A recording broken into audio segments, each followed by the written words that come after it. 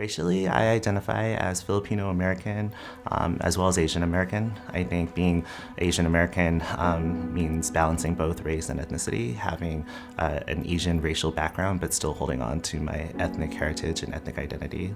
The Philippines was colonized by the United States for almost 50 years.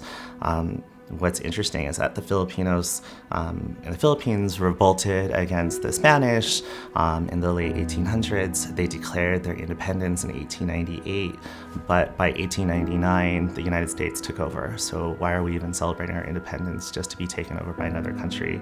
It wasn't until the end of World War II that the Philippines was granted its independence from the United States.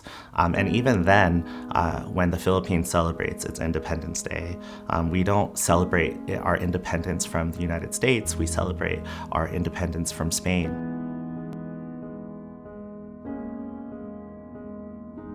The United States does an awful job in teaching about American history and world history, and I think part of that has to do with U.S. imperialism and just white privilege and people trying to erase the histories of so many other nations and communities.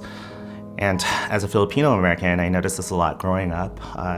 In my textbooks, we never learned about the Philippines, which was extremely odd because about 40% of my high school was Filipino American. I grew up 100 miles away from Delano, which is where the grape strikes happened in the 1960s and led initially by Filipino Americans. And that was something that we never covered in class because I presume our teachers were following curricula that centered around white experiences and white American experiences, which is particularly damaging for American history because now we're painting United States history as being white American history.